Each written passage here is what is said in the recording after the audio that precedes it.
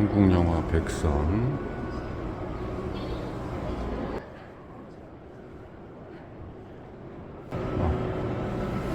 제가 영화 참여했던 파업 전야가 여기 붙어 있습니다.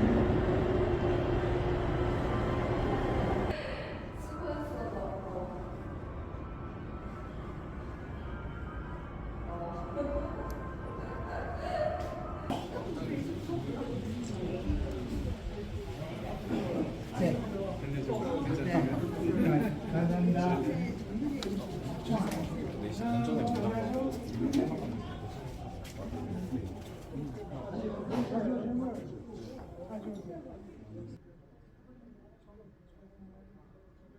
안녕하십니까. 저는 오늘 행사에 진행을 맡은 한국영상자료원 원장 김홍주입니다. 반갑습니다.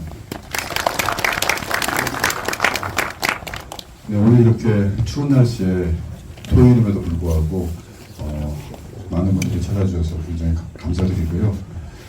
아시다시피 오늘 이 자리는 굉장히 특별한 행사입니다. 우선 함영준 감독님의 작품 태를 저희가 올해 4K로 디지털 복원을 했는데요. 처음으로 그 복원판을 공개하는 자리이기도 하고요. 또 그 당시에 이 태라는 영화가 많은 아쉬움을 남기면서 많은 관객들을 만나지 못했는데 오늘 이 자리를 통해서 태라는 영화를 다시 한번 복원하고 또 재평가하고 재발견하는 그런 자리가 됐으면 하는 바람에서 이렇게 마련했습니다. 그리고 오늘 상영이 끝난 후에는요, 함영준 감독님, 그리고 정일성 촬영 감독님, 그리고 김영동 음악 감독님 세 분을 모시고 제가 사회를 보고 여러분들과 약 한 1시간 정도 관객과의 대화 진행을 할 테니까요. 여기 QR코드를 이렇게 치시면은 단톡방이 나오거든요. 그 단톡방에 질문을 남겨주셔도 좋고요. 아니면 나중에 저희가 마이크를 준비해서 직접 질문하셔도 되겠습니다. 오늘 그리고 태상영 전에 도입부에서 특별한 그 상영이 있는데요. 2019년에 한국영화 100주년을 기념해서 만들었던 100명의 그 영화 감독이 만들었던 1분짜리 영화가 있습니다. 그 중에 함영준 감독님께서 직접 만드신 동쪽 너머에 맞나요? 네. 동쪽 너머에 러닝타임은 크레딧 포함 무려 3분 되겠습니다. 그래서 3분 영상을 하고 인터미션 없이 곧장 본 영화가 시작되겠고요. 영화상이 끝난 후에 약 5분 정도 저희가 무대 세팅을 하고 그리고 나서 시작하겠습니다. 네, 그러면은 즐겁게 감상하시고요. 좋은 질문들 많이 부탁드리겠습니다. 감사합니다. 누구줄까?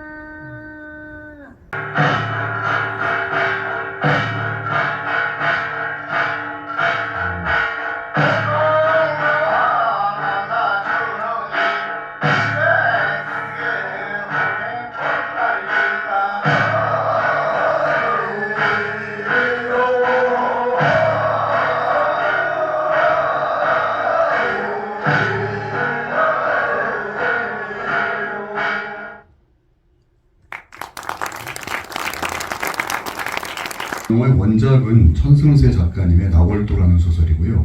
천승세 작가님은 여러 편이 영화화됐는데 대표적인 것은 김수용 감독님의 67년작 만선의 원작자시고요. 또 임권택 감독님의 79년작 신궁의 원작자시기도 합니다. 그리고 정일성 촬영 감독님은 아시다시피 임권택 감독님, 또 하길종 감독님 이렇게 여러 감독님들과 많은 걸작을 찍으셨는데요. 바보들의 엔진 75년 하길종 감독 작품 찍으셨고 또 77년에 이 작품과 좀 약간의 유사성이랄까 관련성이 보이는 김기영 감독님의 이어도도 촬영을 하셨습니다. 그리고 75년에는 하길종 감독님의 속 별들의 고향을 촬영하셨고요. 그리고 임권택 감독님의 85년작 길소등, 또 배차호 감독님의 86년작 흥신이, 또 함영준 감독님의 이 작품을 촬영하셨죠. 그리고 김영동 음악 감독님 오늘 정말 귀한 자리를 이렇게 마련해 주셨는데요. 하길종 감독님의 77년작 한매의 승천에서 처음 음악 작업을 참여하셨고 짜코, 어둠의 자식들, 호방동네 사람들, 과부춤, 땡볕, 태, 아다다, 나중에 또 2002년에는 임권택 감독님의 취하선까지 많은 작품들에 음악을 맞추셨습니다. 네, 그러면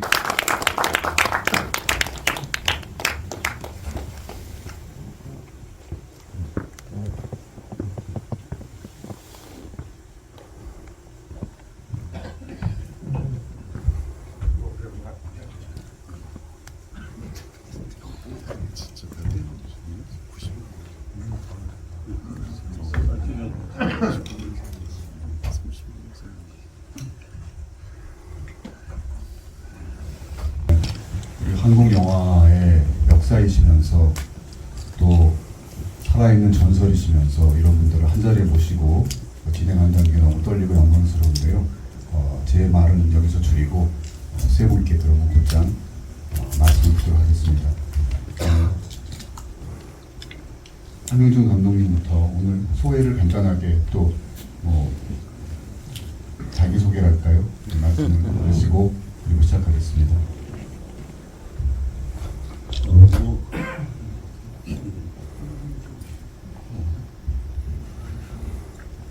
먼저 물을 한 잔.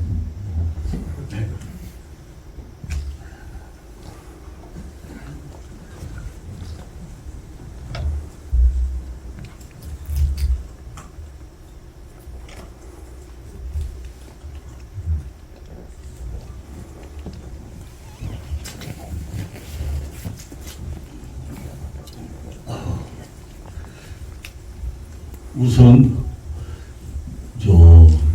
추운 날씨 그리고 주말인데 이 오래전 참고 있는 필름을 보러 와주셔서 너무 감사합니다. 그리고 당시 이 영화를 만들어 주신 우리 정성 촬영 감독님 그리고 음악 감독님 이렇게 자리를 함께 하게 돼서 대단히 기쁘고 감사하고 아울러 이런 좋은 자리를 만들어 주신 영상 촬영과 원장님께 감사 인사를 드리겠습니다.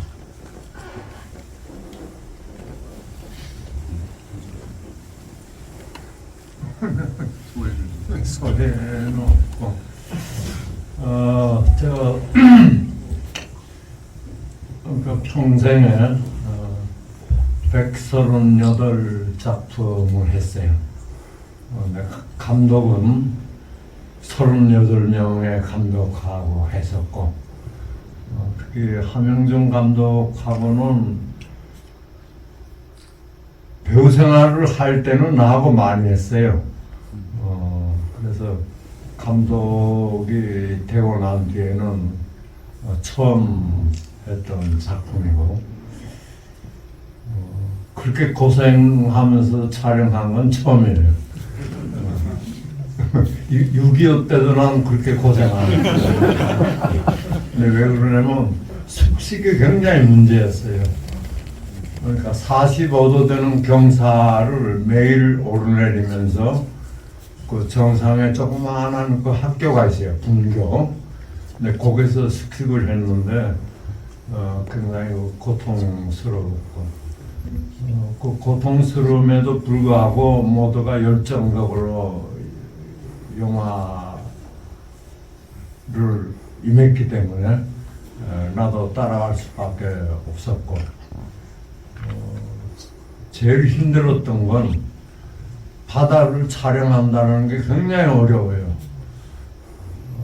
하루 24시간 동안에 일기의 변화가 변화무쌍하기 때문에 어떻게 톤을 맞출 것인가. 그 섬이란 게 참 단조로워요. 그래서 그 색채, 카메라 앵글, 컴포지션,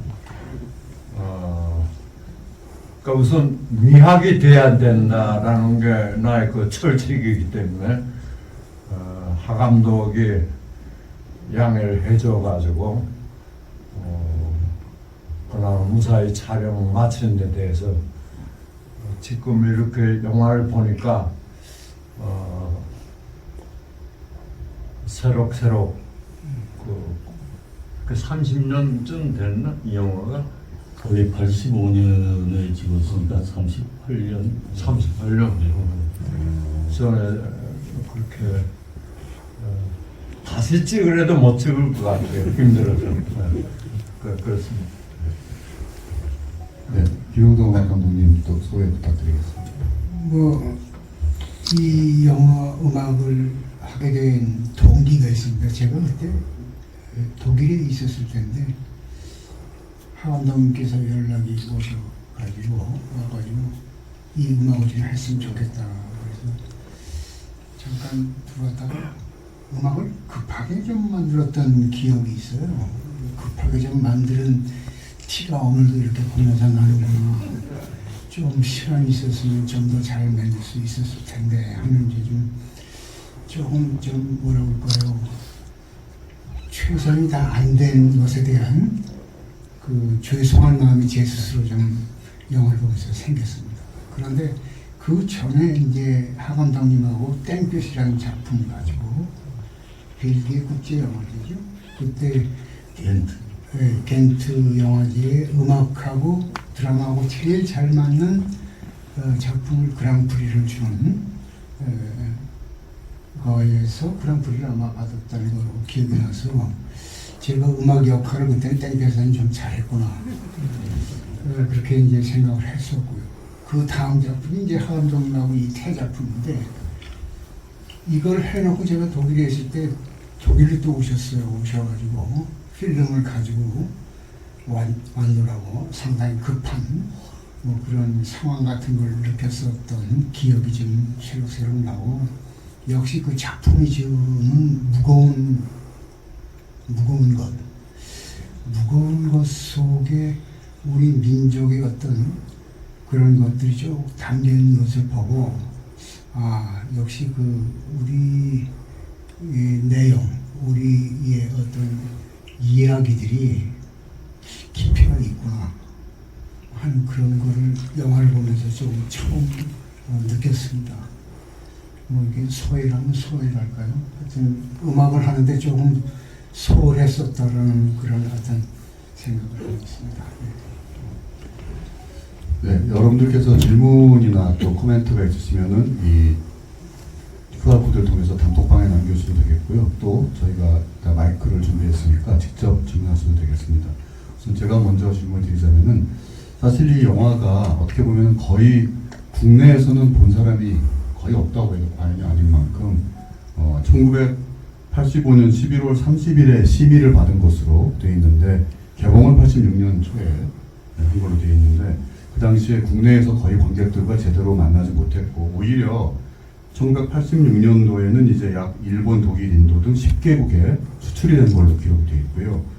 1999년에 그 당시에 한국과 소련이었죠. 그 당시는 구소련이 수교했을 때 한국 영화 주관을 모스크바에서 했었는데 그때 비로소 제대로 상영이 됐었습니다. 그리고 또 1993년에 한국 영화로는 처음으로 중국 금마상에 초청돼서 그 한중 국교 정상화 이후에 벌써 30년 전 일이네요. 중국 정부가 처음으로 공식 초청한 한국 영화 속에 또 이 영화가 포함이 됐었는데요. 이렇게 어쩌면 국내보다도 해외에서 더 이 영화를 더 많이 볼 수밖에 없었던 사정이 있었던 것 같은데 아마 그동안에는 거의 감독님께서 이런 공적인 석상에서는 말씀을 안 하신 것 같은데요. 이 영화가 완성되면서부터 굉장히 많은 우여곡절이 있었던 걸로 저에게도 말씀해 주셨는데 혹시 그 말씀을 좀 해주실 수 있을까요? 이 자리에서 저희들의 역사적인 기록을 위해서라고 이해해 주시면 좋겠습니다. 영화 작가는 다 각기 어려움, 고난을 당하면서 또 고난을 넘으면서 영화를 만드는 거니까 뭐 재미있는 거죠. 당시 전두환 정권이 아주 극에 따라서 국민을 괴롭힐 시대인데 당시 천승회 선생의 그 나올도라는 소설을 읽고 한반도를 나올도로 옮겨서 이야기를 풀어보고 싶었죠. 그런데 이제 그 나올도의 이야기는 엔드는 정부가 다 그 최부자라든가 그 세 사람 그 섬을 지배하는 사람한테 다 국정화하고 뭐 하게 돼 있는데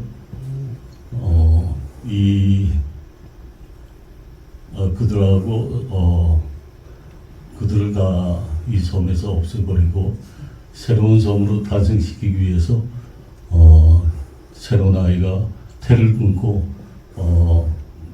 탄생해야겠다는 게 작가의 의지였기 때문에 국가는 그것을 이제 반정부 영화로 지목을 했죠.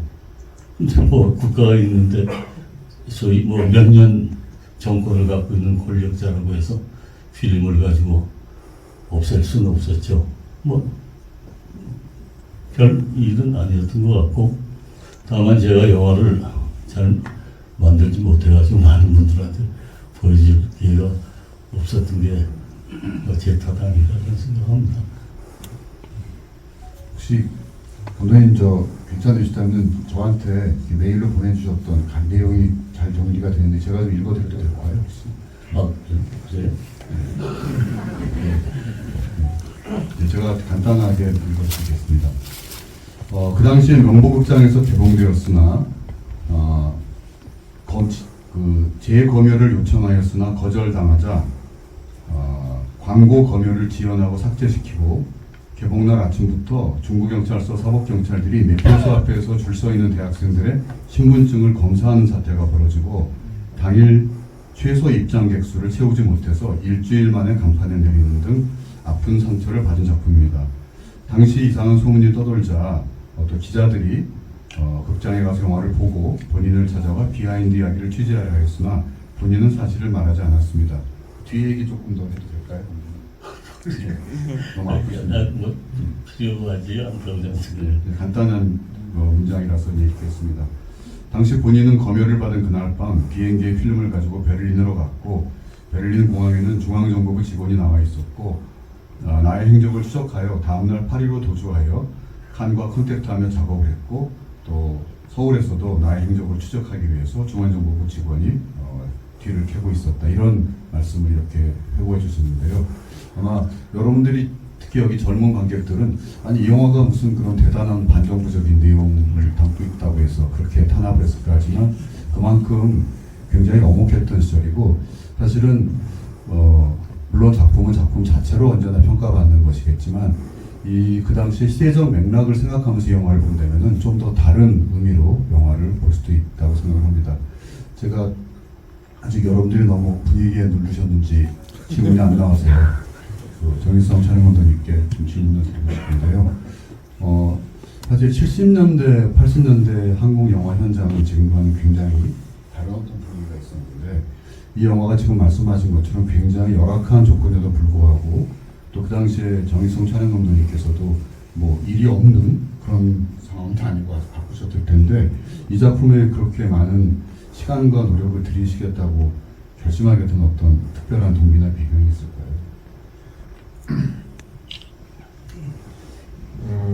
이거 촬영할 그 시기에 굉장히 바빴어요. 그래서 저는 그 한 팀을 굉장히 중요하게 생각하는데 내가 한 팀을 못 갔어요. 그 섬을 찾은 거는 그 함영정 감독인데 왜 이런데다가 장소를 찾았나 굉장히 그 마음속으로 원망을 많이 했다고.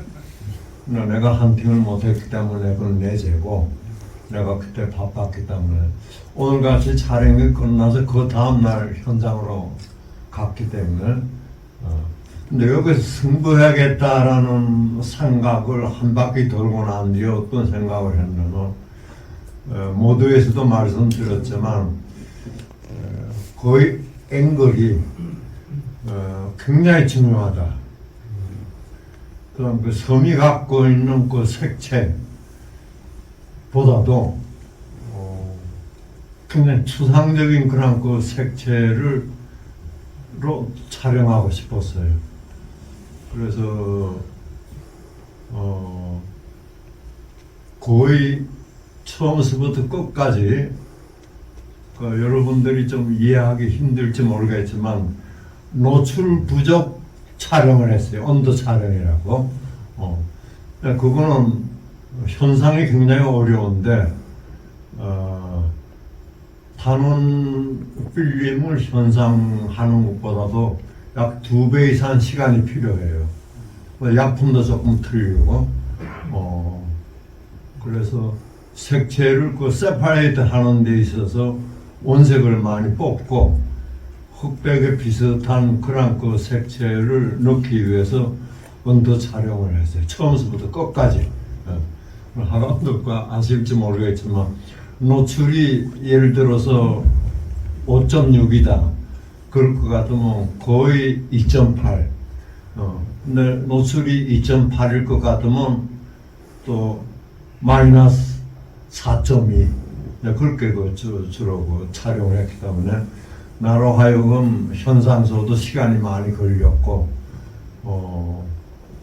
현상소 사람이 아마 고생을 많이 했을 거예요. 그런 그 색채를 내기 위해서. 근데 CG는 한 카트도 없어요. 이 영화는 모두 실사예요. 그래서 섬의 인서트, 광선의 조건. 근데 그 광선의 조건이라는 게 일본이라는 게 하루에 한 번밖에 없잖아요.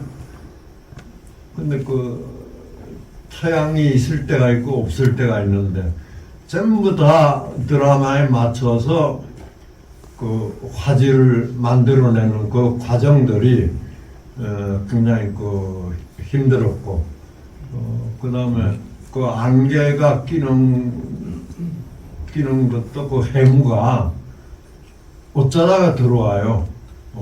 근데 그때는 속성 촬영을 해야 되기 때문에 거의 현대헬드로 그렇게 촬영했던 그런 기억이 지금 이 화면 보니까 나 이 영화 두 번째 보는 거예요. 처음에 기술사 때 한 번 보고 30몇 년 만에 오늘 처음 보는데 근데 열심히 했구나 하는 그런 생각이 들어요. 여러분들은 어떻게 보셨는지 모르겠지만 하여튼 힘들었다는 얘기를 다시 한번 하고 싶어서 이렇게 길게 말씀드립니다. 미안합니다. 전 특히 젊은 관객들에게 정말 CG, 컴퓨터 그래픽이 나오기 전에 사실 저 당시는 뭐 CG는 고사하고 컴퓨터도 현장에서 사용하지 않을 때였거든요. 영화를 보면은 지금과는 완전히 다른 느낌을 받을 수 있는데 말하자면 화면에 보이는 것들이 다 실제 상황이니까요. 저 안에 있는 구름, 뭐 바람, 물, 비 전부 다 실제를 그대로 찍는 것이지 그것을 나중에 만든 게 아니라는 걸 알고 보면은 정말 소름이 끼칠 때가 많습니다. 이 영화도 몇 번 그런 경험을 했는데요. 김영남 음악 감독님께 여쭤보고 싶은데 처음에 저희가 보니까 영화 작업을 처음 하신 게 어떤 자료에는 한내의 승천으로 나와 있고 또 어떤 자료에는 임건택 감독님의 짝코로 나와 있는데 어떤 게 정확한 건지 좀 제가 여쭤봐도 되겠습니까? 박일종 감독님의 한내 승천이 먼저, 그 다음에 이제 임건택 감독님의 짝코가 두 번째 작업이었습니다. 근데 이전에 이제 국악 연주자로서 또 작곡가로서 계속 커리어를 쌓아오고 계셨는데 이 당시에 이렇게 영화 음악에 사실 그 당시는 영화 음악을 한다는 것이 요즘처럼 어떤 좀 대접받는 혹은 인정받는 그런 분야가 아니었고 또 80년대는 어땠는지 모르지만 이전에는 약간의 텃세 비슷한 것도 있어서 영화 음악을 하신 분들에게 외부에 음악 하신 분이 들어오는 게 쉽지 않은 시절로 생각했는데 그때 어떻게 해서 영화 음악에 발을 들여놓게 되셨는지 좀 여쭤보고 싶습니다.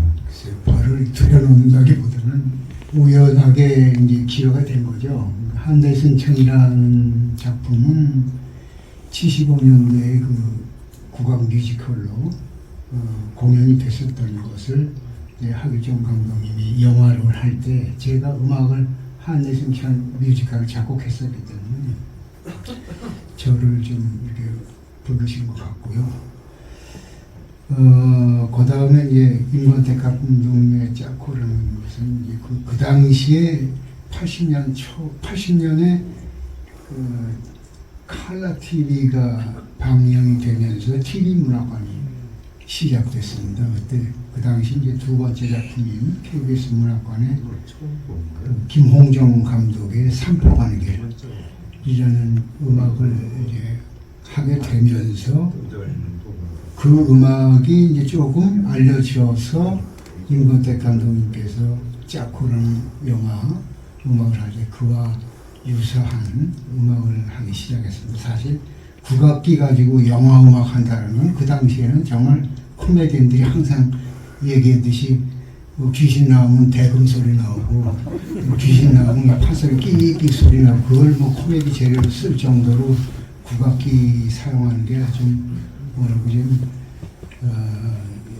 영화 이런 데서 잘 안 맞는 그런 것이었습니다만 조금 그거를 좀 가깝게 하는 그런 역할을 짜코나 한나의 승천이나 그 다음에 조금 더 지나서 이제 땡볕, 이제 태 이런 식으로 해서 우리 국악적인 목소리, 멜로디 이런 것들이 영화에 얼마만큼 좀 매치가 될 수 있는가 하는 건 제 음악 작업의 일환이기도 하고 또 영화가 갖는 여러 가지 매력이 있죠.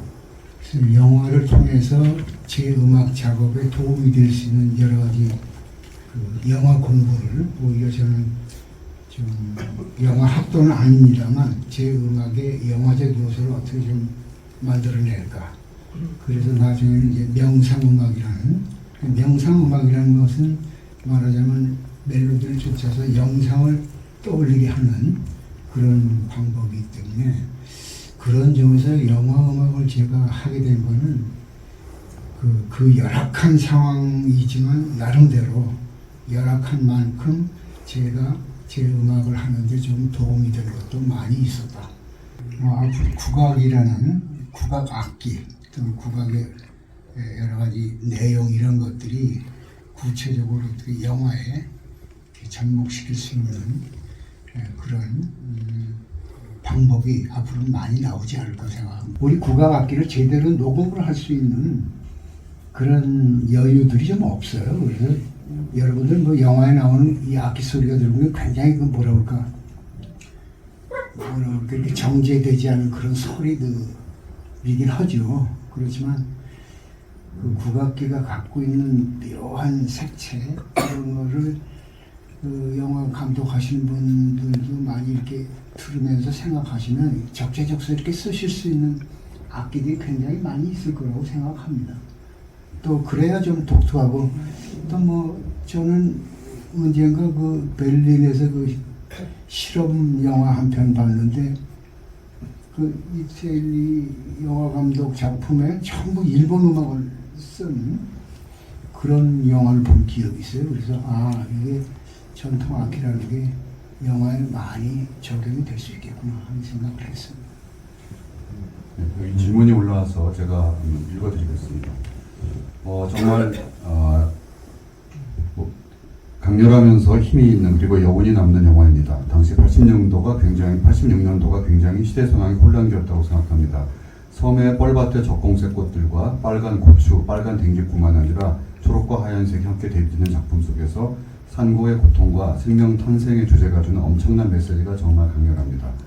두 번째 질문을 제가 읽어드릴게요. 아기를 안고 도망가는 여인의 장면에 생동감 있게 무비임 촬영을 하신 것과 또 무녀가 마지막 춤을 출 때의 촬영 장면이 좀 특별하게 느껴졌는데 혹시 말씀해 주실 수 있을까요? 감독님 또 촬영 감독님께 좀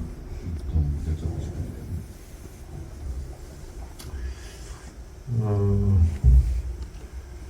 옛날 카메라들은 가벼워서 한 대 헬대로 찍기는 좀 편했어요.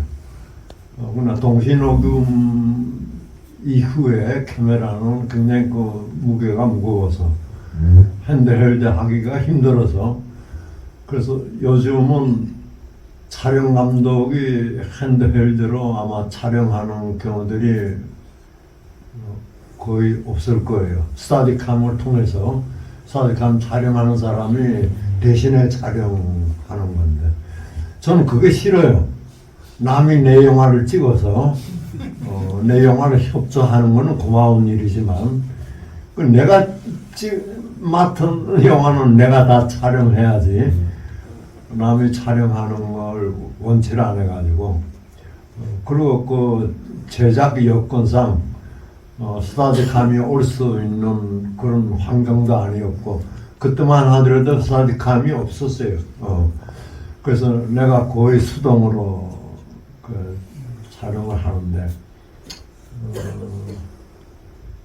내가 뭐 힘이 장사도 아니지만 핸드헬드 요령이 있어요.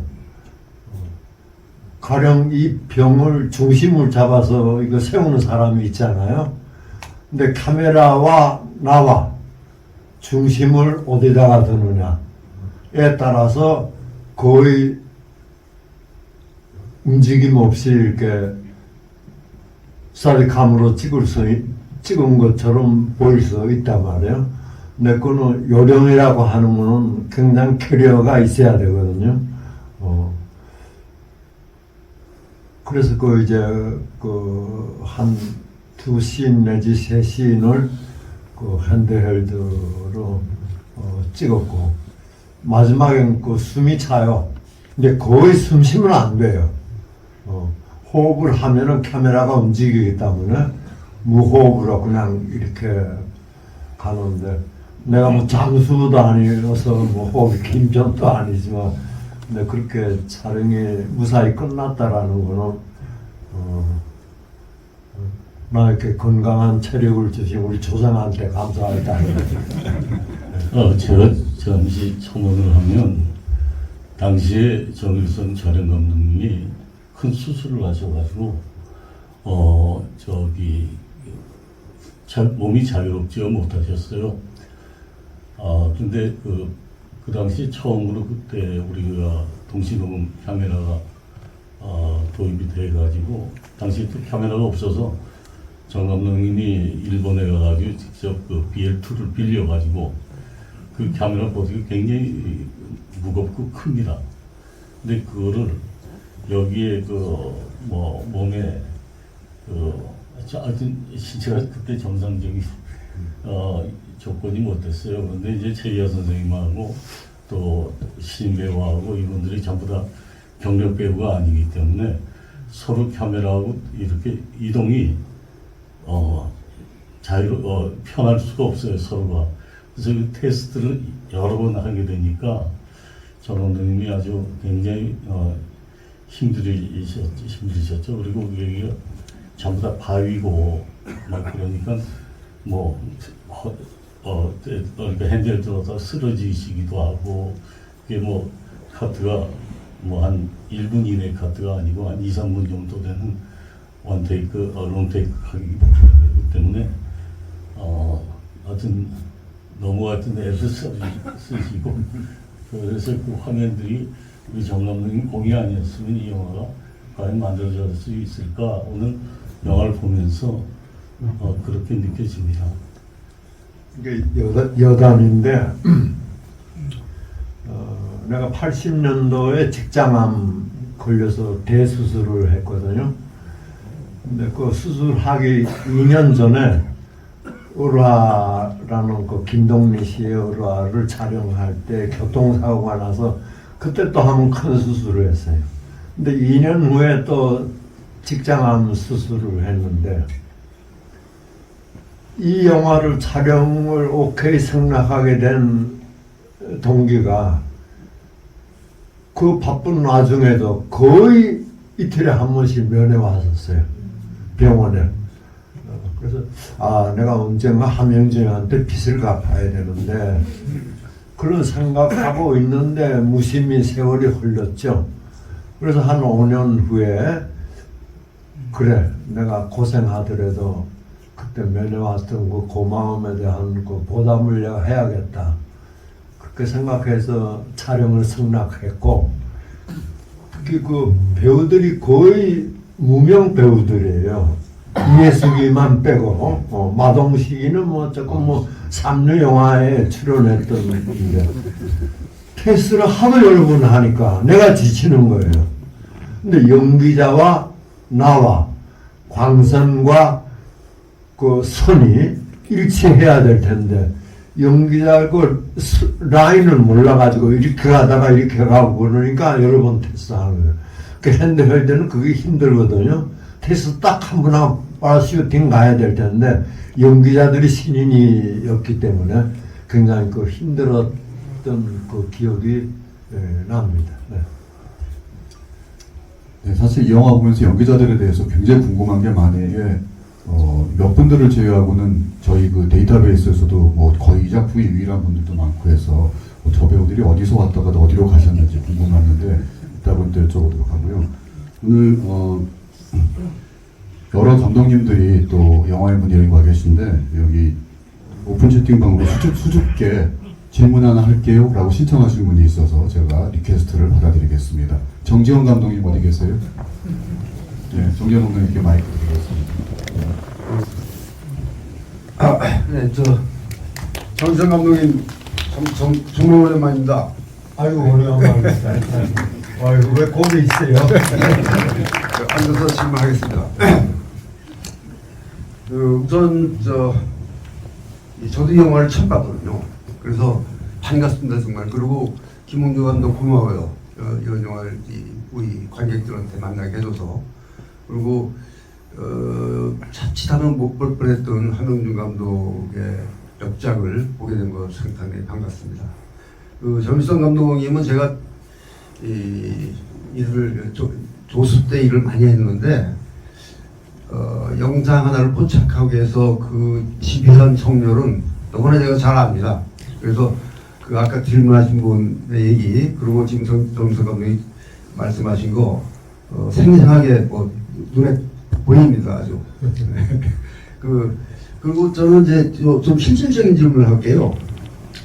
이 영화를 함영 감독이 찍을 때 제 생각에는 그 당시에는 지방 흥행사를 통해서 돈을 모아서 찍을 때거든요.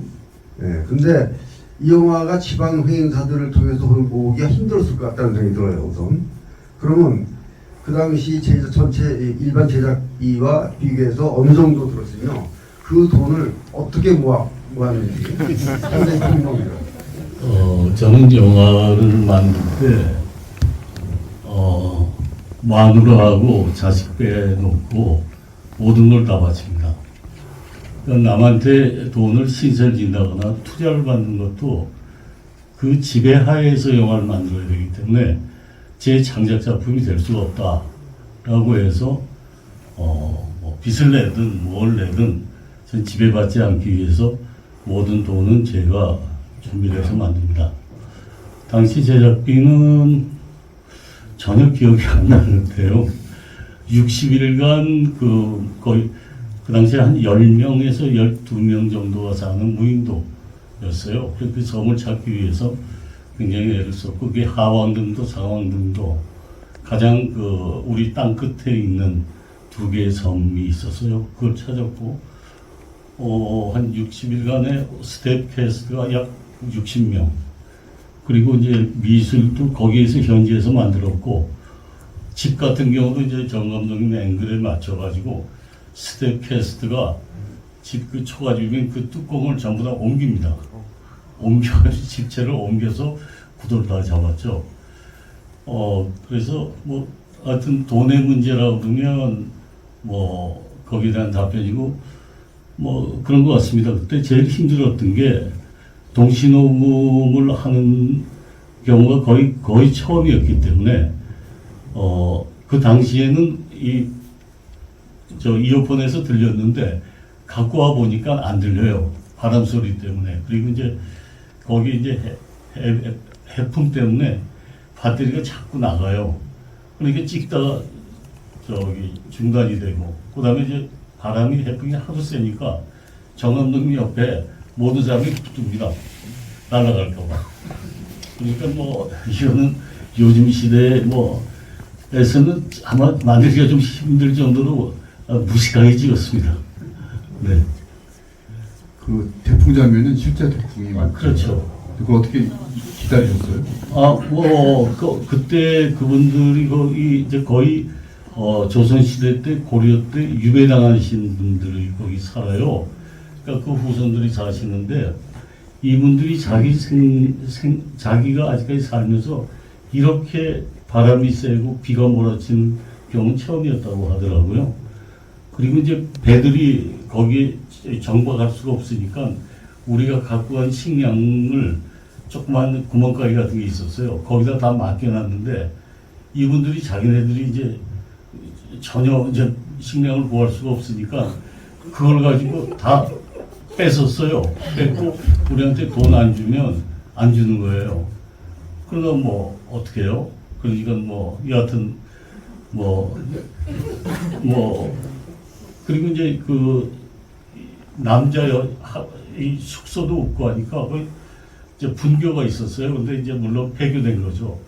근데 거기 학교 교실에 하나 있고 강당이 있었어요. 두 군데에서 이제 한 군데는 남자분들이 자고 이제 한쪽에서는 여자들이 잤죠. 그래서 뭐 그 전부 다 이제 그 마루판에서 지네들이 올라오니까 굉장히 하여튼 힘들었죠. 그래서 이분들이 우리 배우 스태프들이 촬영을 마치고 배를 타고서 이제 부안에 도착을 했을 때 만세하더라고요. 6.25 사변 때도 이렇게까지 힘들지 않았다고. 근데 하여튼 뭐 그리고 이제 더군다나 이 배를 이제 그 전부 다 이제 그 바람으로 이제 타는 배들인데 여기에 이제 그 촬영하는데 이제 우리 모터보트를 한 대 빌려와서 그걸로 이제 카메라가 출액을 하고 그런데 이게 이제 김경화 선생님이 직접 현장에 오셨거든요. 오셔가지고 이제 그 모든 배우들 또 거기 김경화 선생님의 그 팀원들이 직접 오셔가지고 출연했는데 배치기를 하는데 거기에서 춤들 추고 노래하니까는 배가 어디로 진행하는지 모르는 거예요. 그러니까 우리는 오직 카메라 출액하면서 배는 돌아야 되고, 근데 이 사람들도 노래 부르고 춤추니까 아무것도 모르는 거예요. 근데 그 순간 그냥 암벽에 그냥 부딪히는데 거기에서 배차하는 거예요. 그냥 그렇지 않아, 그게 그 순간 틀지 않았으면 내가 다 살렸다. 그래서 하여튼 보니까 부딪히는 거예요. 예. 근데 그때 스탑 시키지 않았으면 아마 부딪히는 다 못 살아. 제가 하여튼 아주 못된 일을 했습니다. 근데 한 60일 촬영하는데 스텝 캐스트들이 모두 굉장히 혼란에 빠지는 거예요. 숙식 문제 때문에. 그러니까 밑에서는 습기가 올라오지, 여름에 갔는데 뭐 태풍이 오니까 무지하게 춥죠. 또 거기가 좀 고산지대였기 때문에 선 꼭대기가. 그래서 굉장히 불만들이 많았다고요. 그래서 여기서 나마저 이렇게 불안하면 이 영화가 끝날 수 없겠구나. 그래서 내가 하감도한테 그랬지. 여기 영화 학교를 오늘부터 한다. 매일 저녁에 촬영 끝나고 나면 식사하고 나서 내가 강의를 한다. 그래가지고 60일 동안에 24번의 강의를 했다고요. 먼저 배우들, 스태프들 다 모아놓고 영화는 무엇이냐, 촬영이 뭐냐, 서양 영화사, 일본 영화사, 유럽 영화사, 러시아 영화사, 중국 영화사 할 것을 22일 동안 영화학교 개강을 했다고. 그래서 뭉쳤다고요. 그래서 그 영화가 내 강의 덕에 뭉친 것이 아니고 내가 강의를 하면서 사람들에게 영화를 어떻게 해야 되는가라고 하는 영화에 대한 매력, 또 이왕 영화계에 들어왔기 때문에 생명을 걸고 해야 된다라는 내 입장을 사람들에게 전달이 잘 돼서 혼란 없이 영화가 끝날 수 있었다. 내 말을 들어줬던 배우들한테도 고맙고 스태프들한테도 고맙고 그래서 거의 1시간 반을 22번을 했다고요. 강의를 한 번도 못 받고. 혹시 뭐 기억나는 우등생이라도. 이 얘기는 저도 너무 처음 듣는 얘기인데 요즘 뭐 IP 개발들을 많이 하는데 저작권은 정일성 촬영 감독님께 있으니까 나중에 연락하시기 바랍니다. 여기 또 질문이 하나 있는데요. 영화를 보시면서 특히 80년대 상황을 직접 겪어보셨던 분들은 아마 이런 생각을 하지 않을 수가 없었을 것 같고 아마 검열관들도 이런 생각을 했을 것 같은데 혹시 영화 너무 인상 깊게 봤습니다. 영화를 제작할 당시 한국 영화는 정부의 통제와 검열로 많이 무기력했다고 들었습니다. 텐은 그런 암담한 한국에서 영화를 만드는 예술가로서의 울화와 절규 같은 것으로 느껴지기도 해서 마음이 많이 아팠습니다. 혹시 이 영화에서 무당, 그러니까 만신이죠. 만신의 역할은 정권이 편에 서야 했던 그런 예술가들과 한국 영화의 상황을 은유하기도 하는 것일까요? 이제는 뭐 마음 놓고 말씀하셔도 될 것 같아요. 그런 것 같아요. 뭐 지금 정권도 마찬가지 아닙니까? 소위 현명한 지도자가 있는 나라는 행복하겠죠. 그러니까 딱해요. 그때 그 김관 선생의 신딸인 최희아 씨, 그 직접 만신으로 출연한 분이죠. 그분이 그 당시에 샌디아고에서 심리학 교수로 재직 중이셨어요. 근데 이제 김관 선생님이 책을 읽어보더니 아무튼 내 신딸을 좀 데려와야 되겠다. 그래서 이제 최희아 선생을 모시고 왔죠. 그리고 이제 거기 또 마지막에 그 신딸, 그건 최희아 선생님의 신딸입니다. 근데 최희아 선생님이 제가 이 역할을 거기에서 지도를 해 나갔는데 도저히 이것까지는 못하겠다. 그러니까 자기가 몸이 뜨거워져가지고 다 벗어야 되는데 몸이 뜨거워서 자기가 벗고 춤을 추고 싶은데 그거는 내 마음은 그런데 못하겠다. 그래서 제가 촬영을 중지시켰죠. 중지시키고 그랬더니 이제 김관 선생님이 이제 현장에 촬영이 중단됐다는 걸 알고 달려오셨어요. 왜 그러냐고. 그래, 이 최희아 선생님이 움직이지 않습니다. 그랬더니 절대로 이해 잘못하면 죽습니다. 그러는 거예요. 그러면서 최희아 씨한테 한 얘기가 너 죽는다 잘못하면 나보다도 더 큰 만신이다 이 감독이. 그러면서 시킨 대로 해라 그러더라고요. 그러니까 거기에서 이분이 전부 다 제 말을 듣더라고요. 그러니까 저는 그런 생각이에요. 영화 감독 꼭 굉장히 영화 작가는 중요하다고 봅니다. 왜 우리가 영화를 만들어야 하는 것은 이 시대에 우리가 영화 한 편으로라도 우리 사람들의 답답함과 불안함과 행복감을 어떻게 해소시켜 줄 수 있는 작업을 해야 된다. 그런 생각을 저는 하면서 작업을 합니다. 그 때문에 뭐 그 당시에 사실상 이걸 노카트로 검열을 마친 최창문 선생이 그 당시에 검열위원회 위원장입니다. 그분이 그걸로 인해서 해고가 됩니다. 그리고 저는 그날 그 필름을 들고 도망을 칩니다.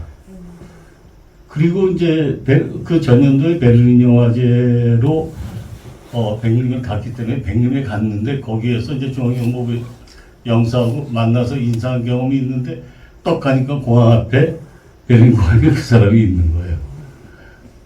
그래 웬일이냐 그랬더니 잠깐 뭐 누구 만나러 왔다 그래요. 근데 그러냐고 그러면서 제가 어느 호텔로 갈까 자기 차가 있으니 자기도 태워주겠다는 거예요. 거기서 타가지고 인터컨티넨탈 호텔로 가서 그 다음날 아침에 이제 불란서로 파리로 전화를 그 당시에 중앙일보 특파원이 이제 최주석기 선생이 있었는데 그분이 저희 형이 아주 친한 친구였어요. 그래 SOS를 쳤어요. 그래서 거기서 이제 파리로 도망을 갑니다. 그 당시에 여하튼 저는 그런 생각을 해요. 우리 영화 작가들이 용기만 있으면 언제든지 영화 만들 수 있다. 그러니까 우리가 용기가 없기 때문에 우리가 자유롭게 영화를 만들지 못했다. 단 남의 돈으로 영화를 만들 경우에는 그건 할 수가 없어요. 그래서 저는 영화를 만들 때 난 나의 모든 것을 갖고 모든 것으로 영화를 만들어야겠다는 게 저의 철학입니다. 그래서 그 당시에 전 박정희도 마찬가지고 전 중학교 때 이승만 정권을 타도하기 위해서 소방차를 타고 했던 아주 어린아이의 시절도 기억을 하는데 여하튼 영화는 그런 것 같아요. 영화는 어느 때든 장벽이 있죠. 지금은 투자자들에 의해서 어마어마한 우리가 장애를 갖고 있는데 그것도 소신 있는 작가라면 그것도 문제가 없을 것 같아요. 왜? 그 사람들이 그 작가가 너무 유명하면 그 사람과 작업을 하려고 그러면 자기네들은 물러서야 됩니다. 그런 작가 정신이 있으면 우리 작품은 절대 투자에 의해서 어떤 권력에 의해서 성장 안 된다고 저는 생각합니다.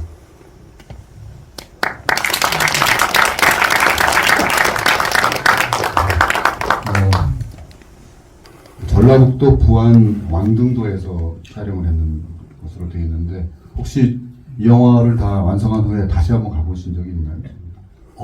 저는 무서워서 못 가겠어요. 못 갔어요. 욕지도에서 촬영했던 거하고 태하고 이어도 그 다음에 저 청선세 작품의 신부 그랬다. 그 불의 딸, 그 다음에 신고 뭐 이렇게 찍었는데 찍을 때마다 바다가 제일 어려워요. 촬영하는 게.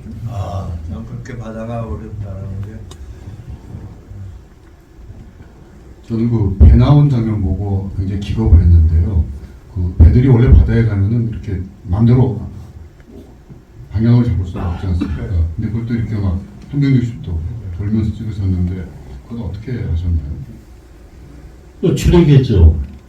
그냥 배 이렇게 떠서 있으면 춤추는데 모터보트가 있었으면 라운딩을 했죠.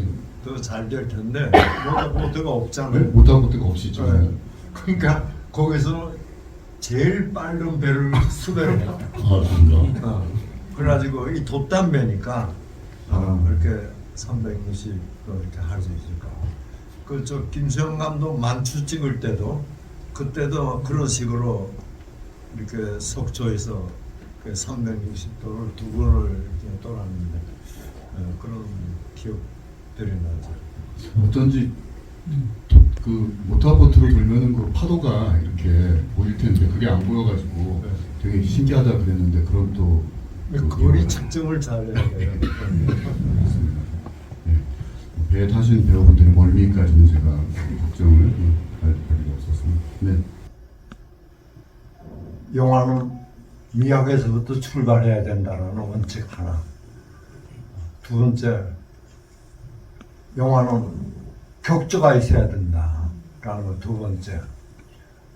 세 번째, 내가 지금 영화를 통해서 사회에 어떻게 기여하는가에 대해서 한 가장으로서, 한 자식의 아버지로서 영화를 통해서 뭔가 기여하고 싶은 그런 것들이 있어요. 그 세 가지 그 원칙이 있어요. 격조라고 하는 것은 여러 가지 복합적인 거예요. 앵글, 색채, 카메라의 컴포지션. 근데 연출이나 연기를 통해서 격조를 올릴 수는 없어요. 촬영 감독이 전체 영화의 모티브를 어떻게 잡고 어떤 색채를 통해서 어떤 앵글을 통해서 미학을 완성시키느냐에 따라서 영화가 격조가 생겨요. 거기서 양해를 구해야 돼요. 감독에게, 촬영 감독은. 나는 이번에 이러이러한 걸 이렇게 촬영을 할 것이고 이러한 색채를 만들 것이며 이러한 앵글로 찍고 싶은데 동의해 주십시오. 동의하십니까? 그게 동의 못하면 그건 각기 가는 거예요. 어떤 영화는 촬영은 안 보이고 연출만 있다. 가령 연출은 없고 촬영만 보인다. 그건 실패인 거예요. 촬영을 아무리 잘하더라도 그건 실패 잡는 거예요. 그 촬영 감독이 고집이 세기 때문에 그렇게 된 게 아니냐라고 오해받을 수 있는 소지가 굉장히 많아요. 특히 정일성이라는 촬영 감독은 많은 젊은 감독들에게 오해를 많이 받고 있어요. 지멋대로 하는 거다. 고집이 세다. 올건이다. 뭐 이런 걸 말해요. 나는 한 번도 연출자에게 올건 해본 일이 한 번도 없어요. 그 대신에 영화 촬영 들어가기 전에 까다롭게 조건은 조금 전에 말씀드렸던 원칙에 대한 것은 양보할 수가 없다라는 이야기를 분명히 합니다. 그래서 여태까지 나하고 일했던 36명의 감독 중에서 일을 안 해본 감독들하고는 한 번도 촬영을 못 해봤어요. 조 감독 때부터 뭐 일을 같이 했거나 그 감독의 그 영화 사상, 영화 정신, 철학이 무엇이냐 그것을 잘 모르고는 그 감독하고 일을 못 하겠더라고요. 그렇지 않으면 일을 같이 안 하더라도 식사를 여러 번 하고 술을 여러 번 마시면서 아, 이 감독이 어떤 생각을 갖고 있나 그걸 알아야만이 내가 그 감독이 원하는 이미지를 형상화시킬 수가 있단 말이에요. 내가 얘기하는 형상 속에서는 과학, 화학, 미학 이것이 합쳐서 하나의 형상을 말씀드리는 겁니다. 그래서 내가 136작품 중에서 정말 거지 같은 영화도 있어요. 숨기고 싶어요. 너무 부끄러워서. 그러나 한 생활인으로서 먹고 살기 위해서 했다라고 하면 지금 생각하면 변명으로 드릴지는 몰라요. 그러니까 영화 하면서 아이 셋을 다 대학을 보내고 교육을 시킨다라는 게 굉장히 힘듭니다. 경제적으로. 그래서 겹치기도 많이 했어요. 제가 1년에 13작품을 찍은 해도 있어요. 그러니까 13작품을 찍을 수가 없잖아요. 근데 하루는 신성일이가 난 찾아. 형님, 내가 찍는 거는 형님이 좀 다 찍었으면 좋겠다고 내가 제작자나 감독한테 얘기할 테니까 나만 따라오시면 되는 거 아닙니까? 근데 13작품을 찍는데도 노는 날이 많다 꽤 있더라고요. 그래서 겹치기 촬영할 때는 감독한테 못할 짓을 하는 거 아니에요? 그러니까 그만큼 감독들이 이해도 해줬고 그래서 그런 많은 숫자의 영화를 찍지 않았나 그런 생각을 합니다. 근데 하나 덧붙여서 나는 그 셰프들이 TV에 나와서 항상 말씀하시기를 좋은 음식은 좋은 재료가 있어야 된다고 생각한다라는 거예요. 그 맞는 말이에요. 영화에 있어서의 좋은 재료는 연기자예요. 감독의 입장에서 좋은 음식의 재료는 뭐냐? 촬영 감독과 조명이에요. 근데 좋은 감독이 좋은 촬영 감독을 발굴을 많이 합니다. 근데 촬영 감독은 감독을 발굴 못해요. 감독의 이미지를 어떻게 이해해서 그 감독이 생각하지 못했던 철학성과 격조 높은 화면을 만들어서 감독한테 서비스할 수 있는 기회가 온다라면 촬영 감독들 아마 다 그렇게 할 거라고 생각합니다. 그게 너무 길은 것 같아요. 시간이 짧은 게 아쉽던데. 마지막으로 제가 한 말씀만 여쭤보겠습니다. 예, 간단하게 말씀해 네, 주시죠. 간단하게. 안녕하세요. 저 예, 마이크 드릴게요. 앉아서 하겠습니다. 아니 모처럼 요즘에 가슴 떨릴 일이 없는데 이 자리에 와서 그 대가 예술가 선생님들을 말씀을 듣고 보니까 가슴이 막 떨리고 너무 설레요. 그리고 그렇게 오래된 이런 태의 작품을 당시에 어떻게 이렇게 정말 깊은 철학과 그리고 아주 그 깊은 또 넓은 그런 스케일을 가지고 촬영을 하셨었는지 정말 깊이 존경합니다. 제가 한 가지 하 감독님께 부탁드리고 싶은 것은요. 너무 아깝습니다. 하 감독님 정말 대한민국의 진정한 한류가 뭔지 지금부터 다시 한번 감독 해주세요. 고맙습니다. 일단 그 마무리 발언하실 때 감독님의 프로젝트 기획까지 또 말씀해 주시면 좋겠습니다. 김영도 음악 감독님, 이제 마무리 좀 말씀 부탁드리고 싶은데요. 어쨌든 우리나라 영화 음악의 역사에서 아마 시간이 지날수록 더 큰 족적을 남기신 분으로 저희가 기억하고 기록될 텐데, 또 요즘의 후배들에게 혹시 좀 하고 싶은 말씀이나 또 본인의 그 작품 세계를 돌이켜 볼 때 또 덧붙이고 싶은 말씀 부탁드리겠습니다.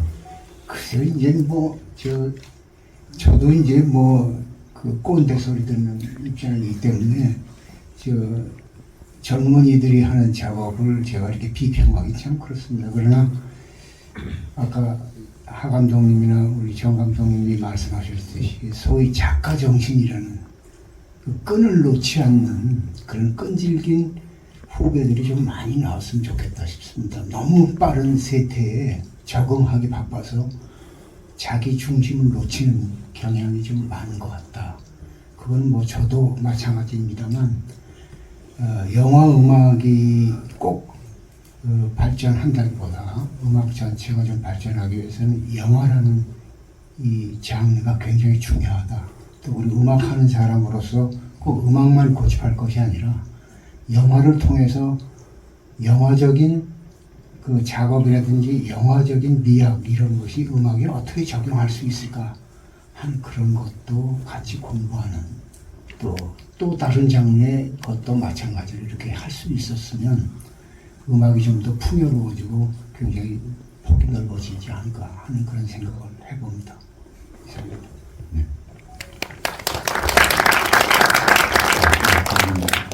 저는 지금 제가 30대 때 만드는 영화인데요. 그때 굉장히 저항을 해야 되겠다는 그런 연령이었고, 첫째 뭐 젊으니까 힘이 있었죠. 근데 이제 세상을 더 살다 보니까 이제 내가 해야 될 일이 뭔가, 내가 만들어야 될 작품이 뭔가에 대해서 고민을 합니다. 뭐 책으로 보면 오런 파묵이라든가 이온 포세 그런 글들을 전 좋아합니다. 그리고 뭐 우리 감독 중에 알폰소 쿠에론의 작품이라든가 미야자키와 하야오의 뭐 최근의 작품 보면 이제 우리는 엄청난 고난을 겪으면서 살았어요. 그런데 그거는 우리 조주가 그렇게 만들어 놨으니까 그건 운명이다 하는 생각 갖고, 그러나 이제는 그래도 살만하다, 살아볼만하다, 어떠한 파도를 타고 어떠한 비바람을 맞아도 그러나 우리는 살만하다, 이 땅이 살만하고 우리 이웃이 참 아름다운 사람들이 많다, 그러한 이야기를 해야 되는 거 아닌가 하는 생각을 합니다. 감사합니다. 김 오늘의 마무리 말씀 다시 한번. 제가 해방을 일본에서 맞았거든요. 그때 그 메카드 사령부에서 정치, 경제, 문화를 거의 좌지우지할 때예요. 전체주의 교육을 받았던 일본 전 국민에게 또 일본으로부터 침략을 받았던 특히 우리나라 사람들에게 빠른 시일 내에 민주주의 교육을 시켜야겠다라는 생각이 메카드의 생각이었어요. 그래서 국무선에 얘기를 해가지고 영화 20편을 선택을 해서 무료로 보여주는 거예요. 일주일에 2편씩. 그때 내가 18살 때인데 오케스트라의 소녀, 큐리 부인 뭐 등등의 영화를 보고 굉장히 충격을 받았어요. 그렇게 전체주의 교육받았던 우리들이 소위 민주주의라는 국가가 만들어낸 남녀 평등이라고 하는 문제에 있어서 굉장히 충격을 받았다고요. 그래서 나만 받은 것이 아니고 청소년들 뿐만 아니고 기성세대가 영화를 통해서 충격을 받았어요. 그래서 그 덕에 중학교 그때 5년제인데 중학교 5년, 대학 4년을 뛰어넘어서 일본이 민주주의 그 교육의 일환으로서 영화를 무료로 상영했던 것이 굉장히 효과를 많이 봤어요. 그래서 지금 생각해 보면 영화를 통해서 개혁을 할 수도 있고 또 영화를 통해서 문명의 질을 높일 수가 있고 또 영화를 통해서 문화의식이 향상될 수가 있고 그러니까 그런 측면에서 영화한다라는 게 굉장히 자부심을 갖고 있어요. 그래서 조금 전에 하 감독이 얘기했듯이 인간이 태어나서 정말 인류를 위해서 의학으로서 치료하는 것이 아니고 영상을 통해서 모든 사람에게 정치인으로부터 경제인으로부터 일반 국민에까지 교육시킬 수 있겠구나라는 생각을 하게 된다면 나 영화 감독처럼 좋은 직업이 어디 있겠냐. 영화 감독이 부럽네요. 오늘 이전에 되게 바쁘신데도 많은 영화 감독분들이 참석해 주셨는데 일일이 소개 못 드린 것 제가 이해를 구하고요. 오늘 늦은 시간까지 여러분 자리해 주셔서 감사합니다. 그리고 큰 박수로 마치도록 하겠습니다. 감사합니다. 감사합니다.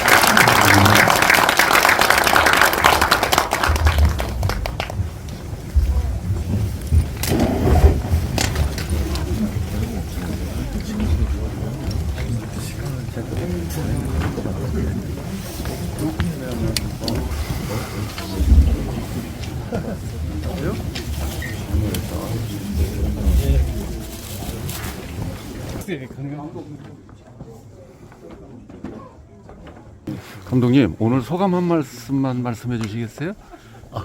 모르겠는데 그냥 뭐 다 고마웠죠 뭐 여기 참석하신 분들한테. 네.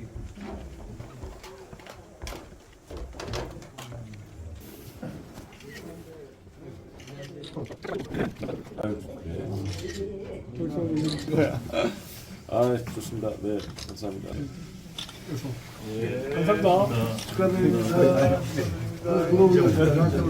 네네.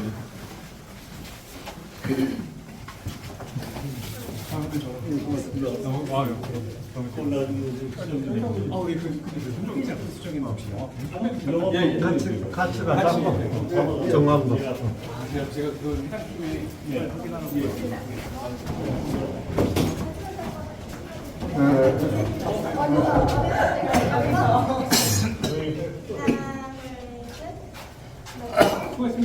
진짜. 아, 너무 깜짝 놀랐네요. 너무 좋은데.